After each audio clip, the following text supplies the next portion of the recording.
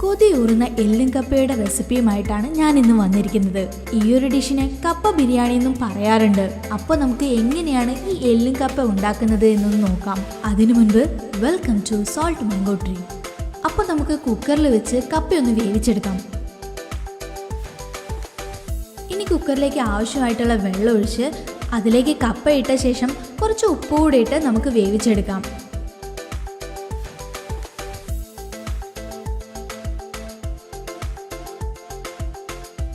നന്നായിട്ട് വെന്ത കപ്പ വെള്ളം കളഞ്ഞ് നമ്മളൊരു പാത്രത്തിലേക്ക് മാറ്റി വെച്ചിട്ടുണ്ട്. അടുത്തതായിട്ട് കപ്പയിലേക്ക് മിക്സ് ചെയ്യേണ്ട കൂട്ടാണ് നമ്മൾ തയ്യാറാക്കാൻ പോകുന്നത്. അതിനായിട്ട് നമ്മൾ കൂടുതലും ബീഫിന്റെ എല്ലും നെയ്യുമാണ് എടുത്തിട്ടുള്ളത്. അത് കുക്കറിലേക്ക് ഇട്ട് കൊടുക്കാം. ഇനി ഇതിലേക്ക് കുറച്ച് മഞ്ഞൾപ്പൊടി, കുരുമുളക് പൊടി, പാകത്തിന് ഉപ്പ്, പിന്നെ കുറച്ച് വെള്ളവും ചേർത്ത് ഒരു 5 വിസിൽ വരുന്നത് വരെ നമുക്ക് വേവിക്കാനായിട്ട് വെക്കാം.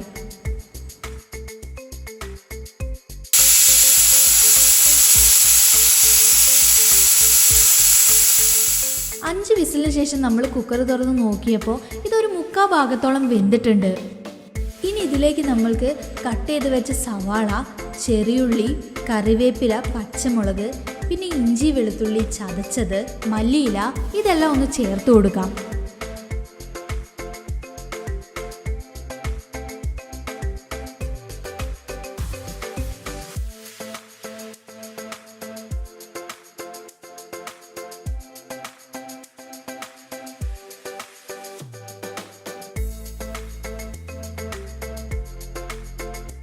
ഇനി നന്നായിട്ടൊന്ന് മിക്സ് ചെയ്ത് അതിന് മുകളിലേക്ക് കുറച്ച് കുരുമുളക് ഇട്ട് കൊടുക്കാം. അതിനുശേഷം മഞ്ഞൾപ്പൊടി, കുരുമുളക് പൊടി, ഗരം മസാല, മല്ലിപ്പൊടി ഇതെല്ലാം ഇട്ട ശേഷം ഒന്നുകൂടി നന്നായിട്ട് മിക്സ് ചെയ്യാം.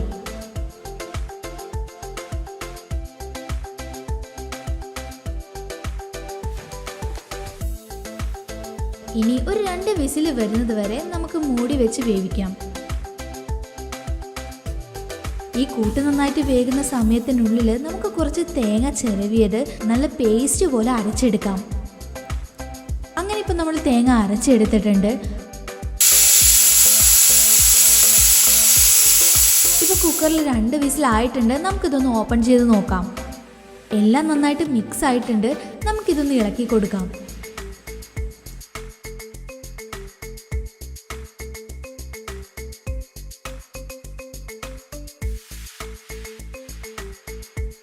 ഇനി അടുത്തതായിട്ട് നമ്മൾ പേസ്റ്റ് പോലെ അരച്ച് വെച്ച തേങ്ങയുടെ അരപ്പ് നമുക്കിതിലേക്ക് ചേർക്കാം. ഇനി നന്നായിട്ടൊന്ന് മിക്സ് ചെയ്ത് ഇതിലേക്ക് ചൂട് കയറി തുടങ്ങുന്ന സമയത്ത് നമുക്ക് ഗ്യാസ് ഓഫ് ചെയ്ത് മാറ്റി വെക്കാം.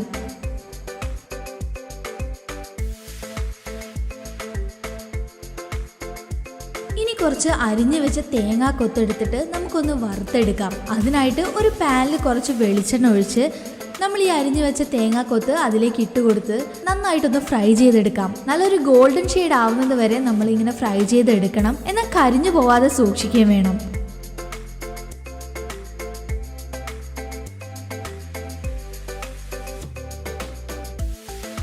ഇപ്പോൾ നന്നായിട്ട് ഗോൾഡൻ കളറായിട്ട് വന്നിട്ടുണ്ട്. ഇത് നമുക്കൊരു ബൗളിലേക്ക് മാറ്റി കൊടുക്കാം.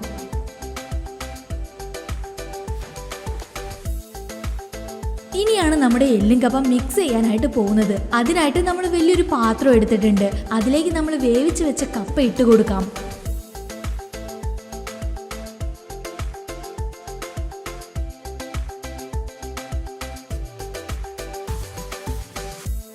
ഇനി ഈ കപ്പ നമുക്ക് നന്നായിട്ടൊന്ന് ഉടച്ചു കൊടുക്കണം. അതിനായിട്ട് ഒരു തവി വെച്ച് നന്നായിട്ട് കുത്തി കൊടുക്കാം. ഇങ്ങനെ നന്നായിട്ട് നമ്മൾ ഉടച്ചു കൊടുക്കുന്നുണ്ട്. അടുത്തതായിട്ട് നമ്മൾ ഉണ്ടാക്കി വെച്ച ബീഫിൻ്റെ എല്ലും നെയ്യും ആയിട്ടുള്ള ആ മിക്സ് നമുക്ക് ഈ കപ്പയിലേക്ക് ഒഴിച്ചിട്ട് നന്നായിട്ടൊന്ന് മിക്സ് ചെയ്ത് കൊടുക്കാം.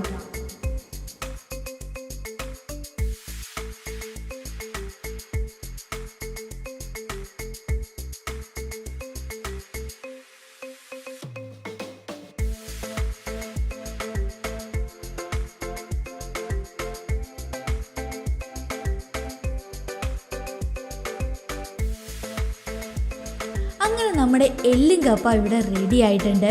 ഇതിനി നമുക്കൊരു പ്ലേറ്റിലേക്ക് മാറ്റി സെർവ് ചെയ്യാം. ഇതിന് മുകളിലായിട്ട് നമ്മൾ വറുത്ത് വെച്ച തേങ്ങാക്കൊത്ത് കൂടി ഇട്ട് കൊടുക്കാം. ഇത് കഴിക്കുന്ന സമയത്ത് ഈ തേങ്ങാക്കൊത്ത് ഇടയ്ക്ക് കടിക്കുമ്പോൾ അത് പ്രത്യേക ടേസ്റ്റ് തന്നെയാണ്. അതോടൊപ്പം തന്നെ കുറച്ച് മല്ലിയില കൂടെ നമ്മൾ ഇതിന് മുകളിലായി ഇട്ട് കൊടുത്തിട്ടുണ്ട്. അങ്ങനെ അവസാനം നമ്മുടെ എല്ലും കപ്പ അഥവാ കപ്പ ബിരിയാണി ഇവിടെ തയ്യാറായിട്ടുണ്ട്. ഈ ഒരു വീഡിയോ നിങ്ങൾക്ക് ഇഷ്ടപ്പെട്ടിട്ടുണ്ടെങ്കിൽ തീർച്ചയായും നമ്മുടെ ചാനൽ ഒന്ന് സബ്സ്ക്രൈബ് ചെയ്ത് സപ്പോർട്ട് ചെയ്യണം. അപ്പോൾ വീണ്ടും അടുത്ത റെസിപ്പിയുമായിട്ട് വരുന്നത് വരെ ബൈ.